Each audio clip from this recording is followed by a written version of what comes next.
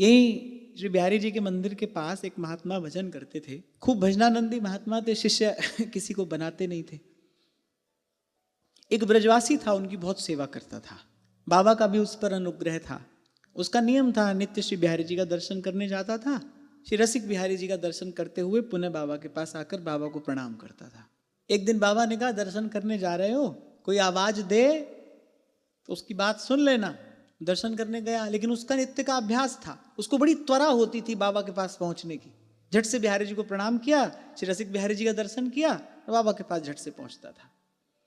रसिक बिहारी जी का दर्शन करके निकला था, किसी ने आवाज दी, लेकिन वो रोज का अभ्यास था, बाबा की बात का स्मरण रहा नहीं, ध्यान दिया नहीं। बाबा की सेवा में पहुंच गया। बाबा ने कहा, मैंने तुमसे कहा था। उसको एकाएक स्मरण हुआ कि हाँ, आपने कहा तो था, मुझे किसी ने आवाज भी दी थी, मुझे लगा कोई मांगने वाला होगा। तो बाबा हंसने लगे, बोले, वृंदावन में हमेशा मांगने वाले ही आवाज नहीं देते, यही तो धाम की महिमा है। बोले, यहां तो कभी कभी देने वाला भी आवाज देता है, आवाज दे कर देता है, बुला कर देता है, यही तो धाम की महिमा है। यानी बाबा के कहने का तात्पर्य था कि कोई और नहीं था, वो देने वाला ही था। और तुमको मैंने संकेत भी किया था, क्योंकि बाबा की कृपा थी, अनुग्रह था, बहुत समय से वो सेवा कर रहा था। अच्छा, प्रेम दिए बिना रहने नहीं देता। बाबा की इच्छा थी, भाई इसको कुछ मिलना चाहिए। और बाबा निष्काम निर्लिप्त महात्मा थे। ठाकुर जी ने कहा, कोई बात नहीं, हम देते हैं इसे।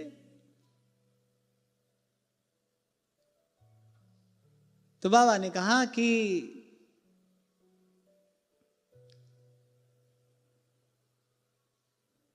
आज तो तुम चूक गए। बोले, आज तुम चूक गए। उस ब्रजवासी का मन किंचित मात्र भी उदास नहीं हुआ। बाबा के चरण पकड़कर वो ब्रजवासी कहता है, बोले, बाबा ऐसा क्या है जो मुझे श्री बिहारी जी दे सकते हैं और आप नहीं दे सकते? तीनों लोकों में ऐसी कौन सी वस्तु है जो मुझे श्री ठाकुर जी दे सकते हैं और आप नहीं दे सकते? और फिर भोला भाला ब्रजवासी, बाबा ने इस उत्तर की कल्पना नहीं की थी। और ब्रजवासी कहता है, और बोले, बाबा बिहारी जी के खजाने में जो सबसे बढ़िया वस्तु हती वो तो बिहारी जी ने मुझे पहले ही दे दी, और बिहारी जी मुझे का देगो? बाबा उसने मुझे आप दे दिए, आपका संग प्रदान कर दिया, आपकी सेवा प्रदान कर दी, और बिहारी जी मुझे क्या देंगे? बिहारी जी के पास जो सबसे बढ़िया वस्तु है वो तो बिहारी जी मुझे पहले ही दे चुके।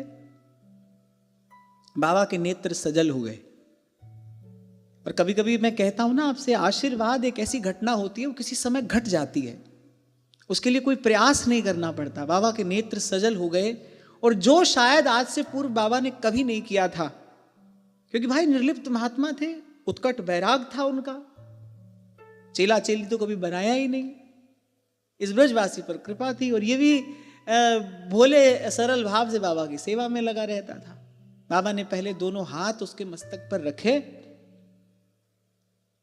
और फिर बाबा ने उसको, जैसे अपने बालक को माता हृदय से लगा लेती है, और माता जब बालक को हृदय से लगाती है ना, हृदय से तो मित्र मित्र को लगाता है, पति पत्नी भी एक दूसरे को लगाते हैं हृदय से, लेकिन उस सब में लेना देना होता है।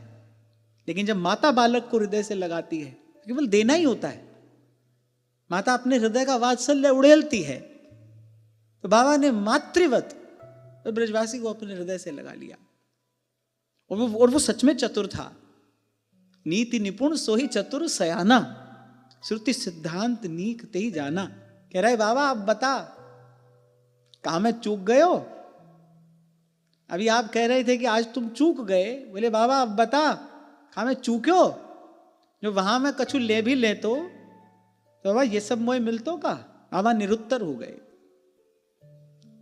तो कहने का तात्पर्य ये है कि इष्ट निष्ठा तो प्राप्त हो जाती है, पर संत निष्ठा, गुरु निष्ठा, ये तो जिस पर भगवान की कृपा का अतिरेक हो जाता है, माने भगवान जिस पर मान लो रीझ ही गए, सोच रहे हैं कि भाई इसको क्या दूं, देने को आतुर हैं और देने योग्य कोई वस्तु दिखाई पड़ नहीं रही, जब रीझ ही जाते हैं भगवान इस प्रकार किसी पे, तब ऐसी निष्ठा भगवान किसी को देते हैं। पीछे पड़ जाना चाहिए प्रभु के, क्योंकि बार बार तो बनत नहीं है संजोग अनूप। पीछे पड़े रहना चाहिए और यही कहते रहना चाहिए कि प्रभु पहुंचाइए मुझे अपने किसी निज जन की शरण में, मुझे पहुंचाइए अपने किसी निज जन की शरण में, जो आपका आत्मीय है, जो आपका अपना है। माया के भक्त तो हमारे जैसे बहुत हैं भाई, बाजार सजा है, क्या बड़ी बात है। एक समय ऐसा आएगा जब गुरु ज्यादा होंगे, शिष्य कम होंगे। ऐसा तो समय आ ही रहा है, कहने वाले अधिक हो रहे हैं, सुनने वाले कम हैं। तो हम जैसे जो माया के भक्त हैं वो तो बहुत हैं भाई। कोई वस्तुतः भगवान का भक्त हो, जैसे राजा मान सिंह ने कुंभन दास जी को देखकर कहा, जाते जाते मान सिंह यही कहकर गए, अरे माया के भक्त तो मैंने बहुत देखे हैं, पर भगवान का भक्त आज मैंने पहली बार देखा है। हरि का भक्त कैसा होता है ये आज मैंने पहली बार देखा है। निश्चित रूप से भगवान मुझ पर प्रसन्न है।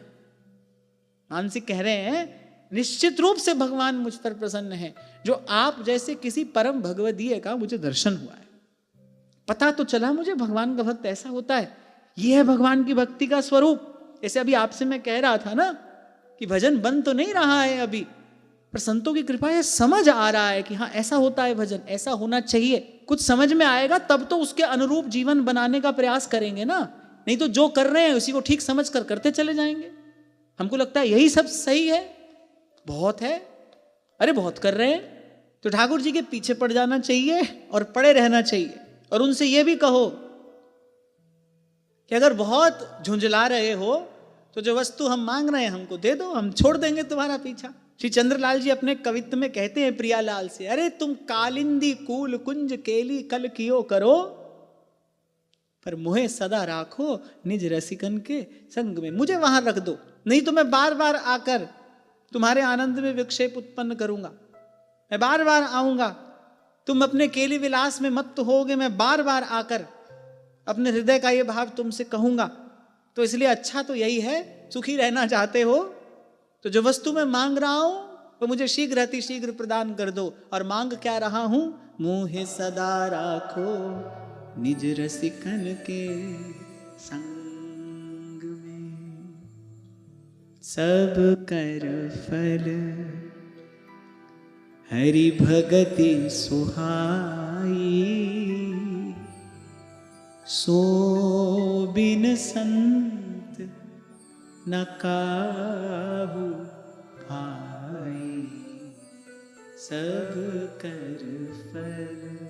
और फिर जब प्रभु ये कृपा प्रसाद दे दें, प्रभु कोई चाहने वाला जो केवल प्रभु को चाहता हो, प्रभु के अतिरिक्त कोई और इच्छा ना हो, जो केवल प्रभु को चाहता हो, ऐसा कोई बड़भागी आपको मिल जाए, ये दुर्लभ संयोग है। महत संगस तो दुर्लभ हो, ये दुर्लभ सुलभ हो जाए, वो आएगा तो आमूल चूल परिवर्तन कराएगा। आप नहीं रहोगे। अब आप बुल्ले शाह अपना अनुभव बता रहे, कह रहे हुण मैनू कौन पछाणे, मैं हो गई होर दी होर। इस प्रपंच की निवृत्ति कोई करा दे, इसके लिए इसीलिए एक शब्द का प्रयोग किया जाता है। कभी कभी आपने सुना होगा शक्तिपात। श्री महाप्रभु जी ने नरवाहन जी पर शक्तिपात किया, वो शक्तिपात था। शक्तिपात किसी भी प्रकार हो सकता है, दृष्टि से भी हो सकता है, शब्द से भी हो सकता है, स्पर्श से भी हो सकता है, संत के संकल्प से भी हो सकता है। अब दृढ़ संकल्प संत मन में कर ले किसी जीव के प्रति, इसका उद्धार होना चाहिए, बस हो गया उस पर शक्तिपात। अब प्रकृति को अपना नियम कानून अपना विधान बदलना पड़ेगा, क्योंकि भगवत प्राप्त महापुरुष जो हैं उनमें और भगवान में कोई भेद नहीं है। प्रकृति से आगे केवल भगवान है और भगवान के भक्त हैं। अब उनका संकल्प प्रकृति को स्वीकार करना पड़ता है, फिर तद अनुकूल प्रकृति को अपना विधान करना पड़ता है। रामकृष्ण परमहंस ने शक्तिपात किया। जहां तक पहुंचने के नरेंद्र अधिकारी नहीं थे, अभी उन्होंने वहां तक पहुंचने के लिए साधन नहीं किया था। रामकृष्ण परमहंस ने अपनी सामर्थ्य से पहुंचा दिया उनको, एक क्षण में विवेकानंद बना दिया। तो इसलिए आपसे कह रहा हूं, पीछे पड़े रहना, यही कहते रहना, कालिंदी कूल कुंज केली कल कियो करो, मोहे सदा राखो निज रसिकन के संग।